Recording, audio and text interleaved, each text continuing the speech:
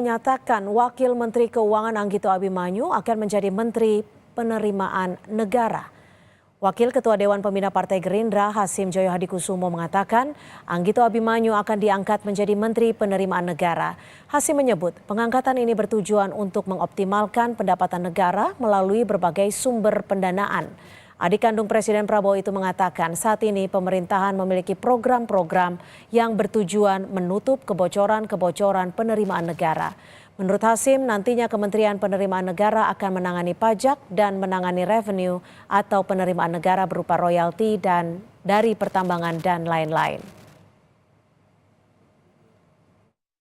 Akan nanti modal dari perbaikan sistem pajak, perpajakan, sistem cukai kita. Ada banyak program-program yang sedang dimulai, akan dimulai untuk menutup kebocoran-kebocoran. So itu nanti ditangani oleh Pak Anggito Abimanyu sebagai Menteri Penerimaan Negara yang baru. Lalu mengapa Kementerian Penerimaan Negara ini perlu dibentuk dan mengapa tidak dibentuk sejak awal Kabinet Merah Putih diumumkan? Kita akan membahasnya bersama dengan Hendarsam Marantoko, Ketua Umum Lingkar Nusantara, dan Agung Baskoro, pengamat politik dari Trias Politika Strategis. Selamat petang Mas Hendarsam, Mas Agung, terima kasih sudah bergabung bersama kami di Kompas Petang. Selamat petang. Ya, Mas Hendarsam. Ini kenapa wacana ini kembali muncul setelah sebelumnya sempat ramai diperbincangkan, justru di saat Kabinet Merah Putih ini sudah terbentuk dan mulai bekerja seperti itu? Ya, jadi memang kan tadi seperti sudah disampaikan bahwa wacana ini kembali. Jadi artinya kembali muncul seperti itu ya. Artinya ini bukan sesuatu hal yang baru dan tiba-tiba. Jadi kalau kita melihat kepada ideologi dari Pak Prabowo sendiri di buku Paradoks Indonesia dan juga di yang kemudian diimplementasikan beliau di Asta Cita, ya kan, di poin 12 itu jelas bahwa salah satu fokus beliau itu adalah tentang masalah penerimaan negara. Nah, artinya ini masalah timing saja, ya kan. Tapi gini, kalau memang masalah timing dan ini kan sebenarnya berdekatan dari Kementerian Merah Putih dibentuk ya Mas Hendarsam. Kenapa tidak dari awal diumumkan, dibentuknya? Ya, itu kan cuma masalah timing saja. Jadi apakah sesuatu yang salah apabila itu dibentuk sekarang atau tidak. Jadi kan begini, ini banyak bukan masalah pertimbangan, ini masalah soon or later saja. Kapan ini akan di-launching. Sebenarnya hal tersebut tentunya sudah dipertimbangkan dan sudah digodok selama ini, cuman baru di-launching sekarang. Mungkin ya pada saat di awal pembentukan kabinet, secara infrastruktur dan lain sebagainya itu mungkin belum tersiapkan ya, sehingga oleh karena itu baru bisa dilaksanakan pada saat ini. Oke. Nah, hal tersebut jadi kan, tapi Bu Sri Mulyani sudah mengetahui ya? Oh iya, udah pasti dong. Nah kan hari ini kan ini juga yang harus diketahui bahwa ada beberapa hal yang harus diselaraskan, ya. Jadi contoh saya ambil kalau kita merujuk ke belakang kan menjadi sesuatu berita yang cukup mengejutkan untuk publik ketika Bu Sri Mulyani kembali terpilih kan gitu kan. Ya kan, yang tadinya beliau tidak digadang-gadang atau tidak, bahkan sudah berpamitan kepada kementerian yang dipimpinnya pada saat itu. Nah, hal ini yang mungkin ya, ini yang kemudian ada pembicaraan lebih lanjut ketika beliau sudah ditunjuk sebagai Menteri Keuangan dan dipercayakan oleh Pak Prabowo untuk menjabat sebagai Menteri Keuangan, dan oleh karena itu butuh waktu untuk ya kan melinearkan seluruh masalah ini, sehingga akhirnya kementerian yang memang sudah digadang-gadang, Kementerian Penerimaan Negara ini sudah digadang-gadang oleh Pak Prabowo ini bisa selaras dengan salah satu stakeholdernya yaitu Kementerian Keuangan. Mas Agung, kenapa wacana ini kan kembali muncul setelah dulu sempat ramai, tapi sekarang ini muncul dari perkataan Hasim Joyo Hadikusumo, bukan dari perkataan Presiden?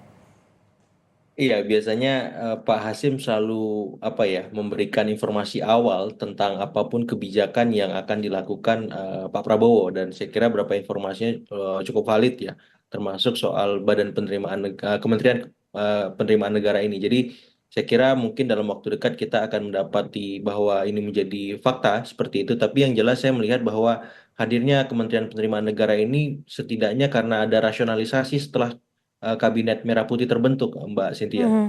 20 Oktober ya, kemudian sekarang sudah tanggal 1 Desember, 2 Desember, sorry. Sehingga memang ada rasionalisasi, ada sinkronisasi anggaran di mana kita tahu ada banyak program quick win yang harus dikerjakan dan membutuhkan budget yang sangat besar. Dan Oke. melihat postur anggaran saat ini memang khawatirnya tidak bisa dipenuhi dan mau nggak mau harus ada penerimaan negara yang baru Artinya sekaligus tidak bisa lagi kebocoran dipegang oleh negara. Kementerian Keuangan gitu Mas Agung?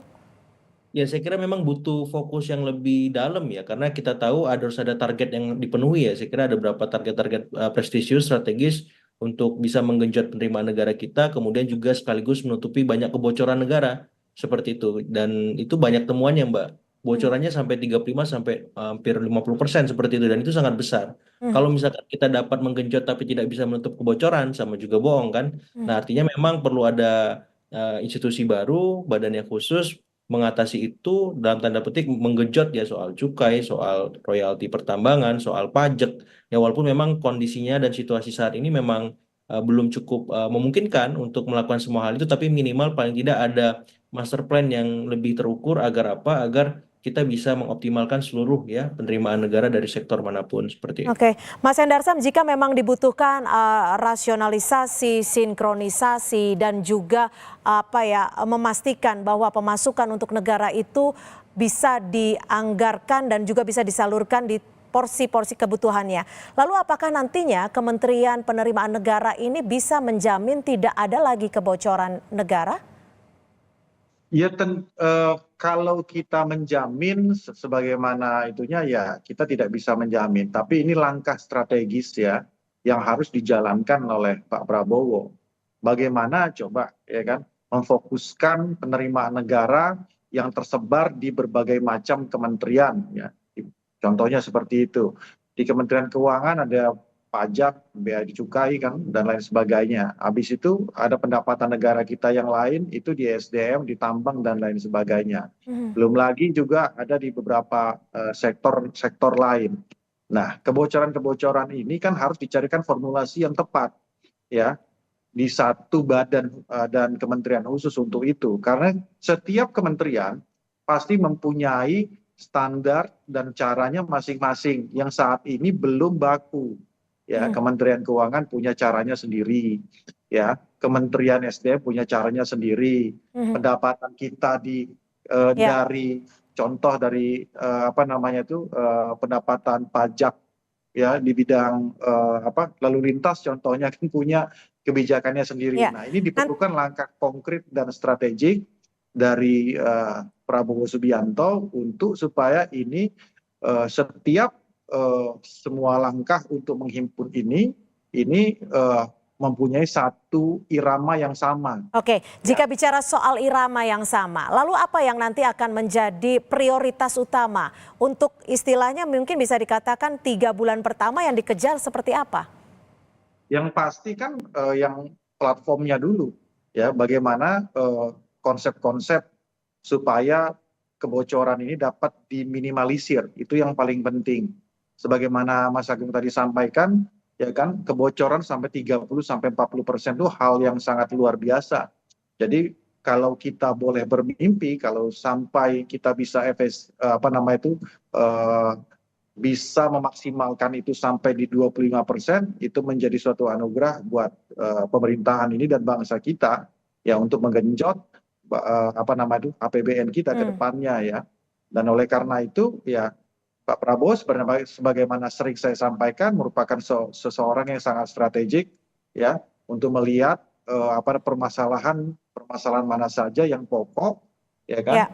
Sehingga oleh karena itu simpul-simpul ini termasuk dijawantakan beliau dalam Kementerian Penerimaan Negara ini bisa terbentuk seperti itu. Mas Agung, kalau dari Mas Agung sendiri melihatnya efektivitas dari Kementerian Penerimaan Negara akan berjalan dengan baik tidak?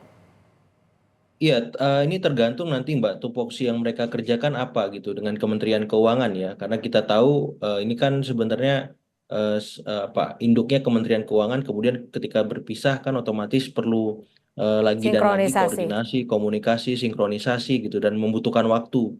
Walaupun kita tahu misalkan nama Pak Anggito Abimanyu ini orang yang sudah bertungkus lumus di Kementerian Keuangan sebagai kepala Badan Kebijakan Fiskal dulu di masa pemerintahan Pak Presiden SBY seperti itu. Yang jelas proses adaptasinya mungkin akan lebih cepat, tapi bagaimana supporting system yang akan mewadahi kinerja Pak Anggito sebagai menteri ya penerimaan negara kalau memang benar nama beliau yang akan muncul. Yang jelas saya kira ini akan disorot semua pihak, bukan hanya di domestik tapi juga pasar, kemudian kalangan luar, bagaimana strategi pemerintah Presiden Prabowo Gibran ya Kabinet Merah Putihnya dalam memastikan seluruh program-program besar ya program-program mercusuar seperti makan bergizi gratis bisa berjalan di tengah keterbatasan anggaran, di tengah banyak pembangunan mercusuar lain ya soal-soal misalkan hilirisasi, soal-soal pendidikan, kesehatan, IKN mungkin seperti itu. Jadi ini akan menjadi pertaruhan juga bagi Kabinet Merah Putih, pemerintahan Pak Prabowo, Mas Gibran, karena